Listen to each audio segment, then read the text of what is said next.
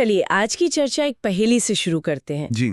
हम सब जानते हैं कि हमारी धरती का लगभग 71% हिस्सा पानी से ढका हुआ है। हाँ, बिल्कुल। और पानी एक रिन्यूएबल रिसोर्स भी है, मतलब वो लगातार वापस आता रहता है।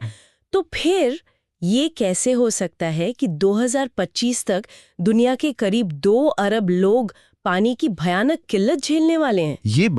ये बात मुझे बहुत अजीब लगती है। ये वाकई एक अजीब और उलझाने वाली पहेली है।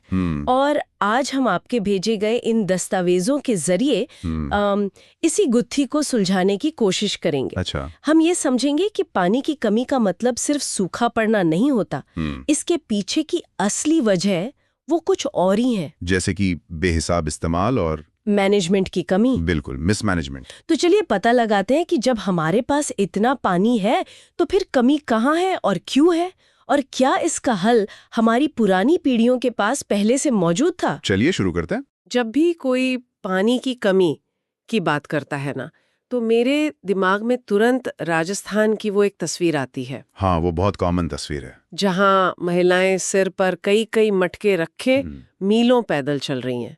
लेकिन आपके भेजे गए लेख में एक दिलचस्प बात लिखी है कि ये तस्वीर कहानी का सिर्फ एक छोटा सा हिस्सा है। एकदम सही कहा। ये तस्वीर सच्चाई है, लेकिन अधूरी सच्चाई है। पानी की कमी सिर्फ वहां नहीं होती जहां बारिश कम होती है। अच्छा। कई बार तो उन शहरों में भी पानी की किल्लत हो जाती है जहां आसपास नदियां और झीलें भरी होती है। तो फिर कमी किस चीज की है? असल में कमी पानी की नहीं, बल्कि उसके सही मैनेजमेंट की है और सभी लोगों तक उसकी बराबर पहुंच की है। अच्छा, तो ये डिमांड और सप्लाई का खेल है।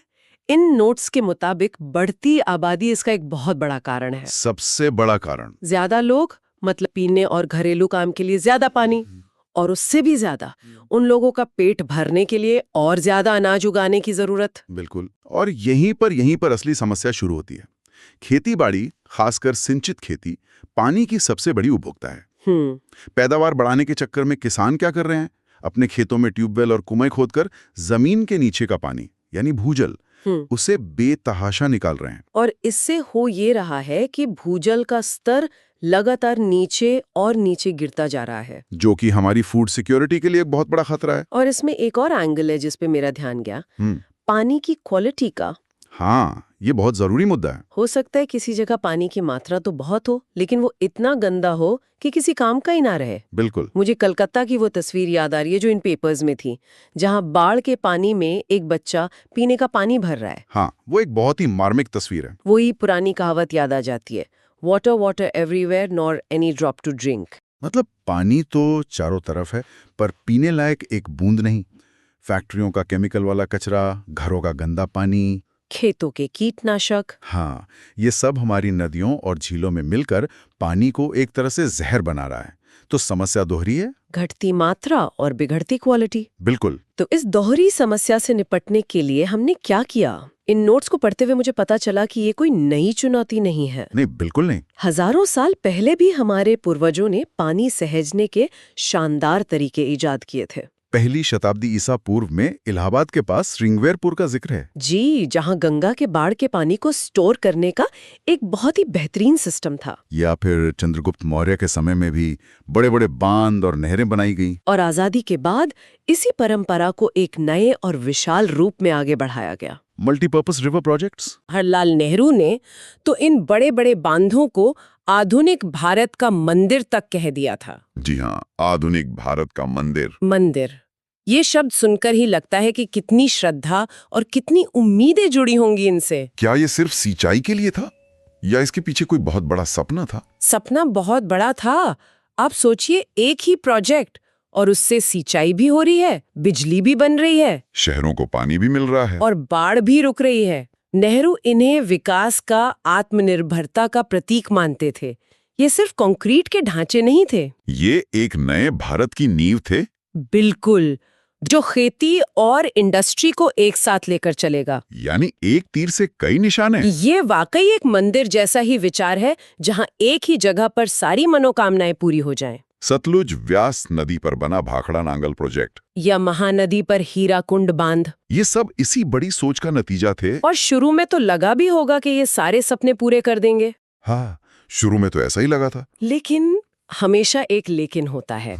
इन लेखों को पढ़कर लगता है कि जिन मंदिरों को हमने इतनी उम्मीदों से बनाया था, समय के साथ वे ही नई मुसीबतें खड़ी करने लगे। हाँ, ये सच है।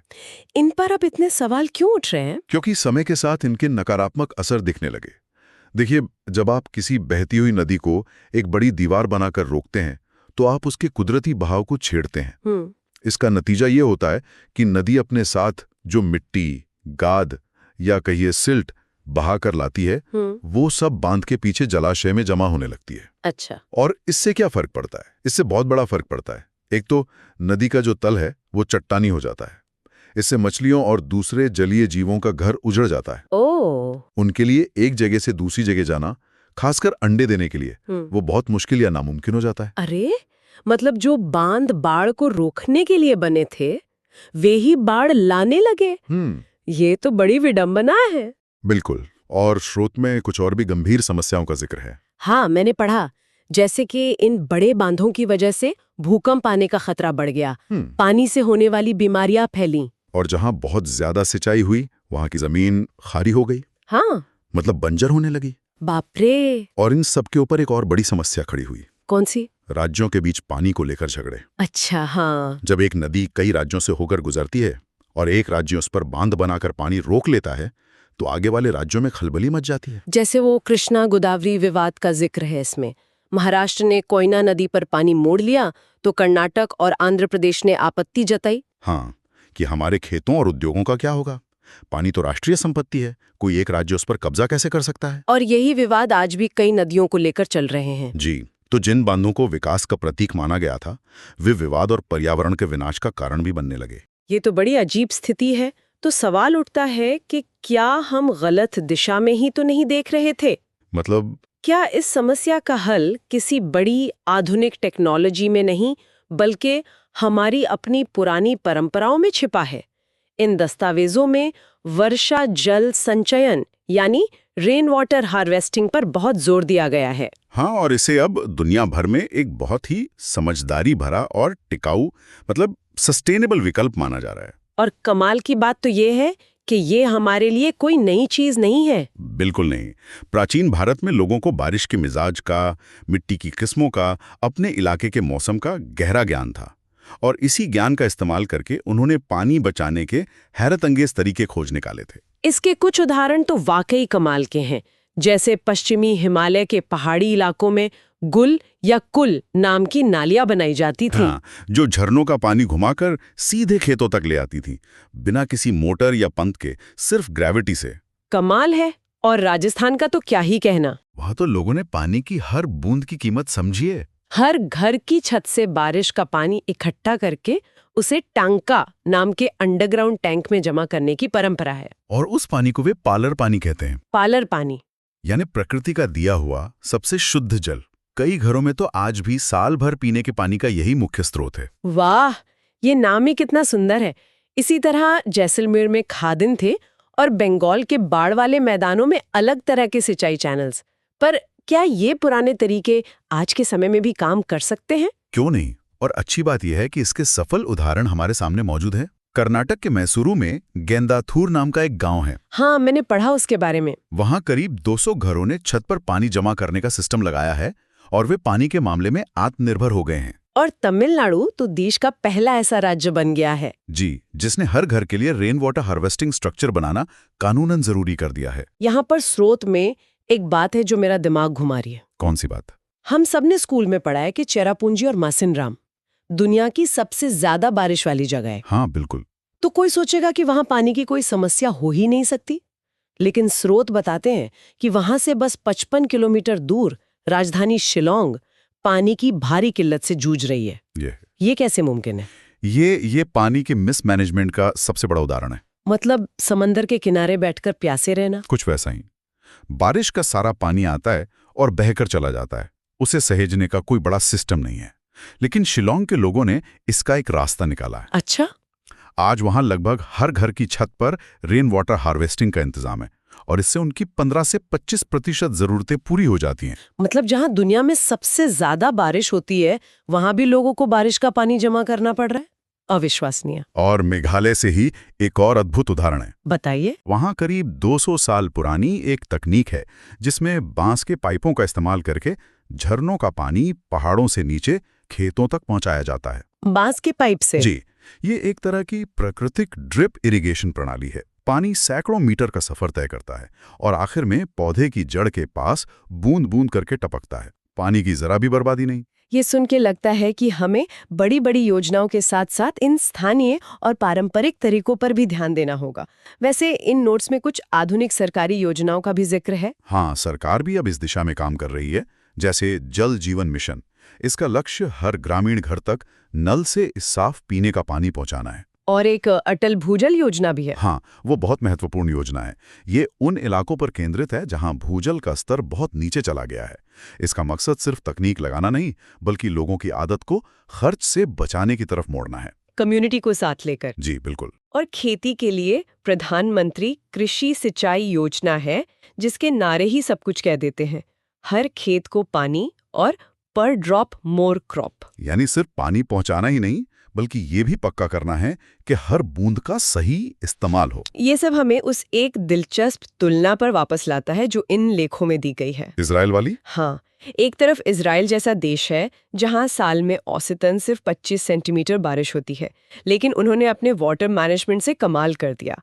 आज वहां पानी की कोई कमी नहीं है। और दूसरी तरफ हमारा देश है जहां औसतन 114 सेंटीमीटर बारिश होती है। फिर भी हर साल कहीं ना कहीं सूखा पड़ता है।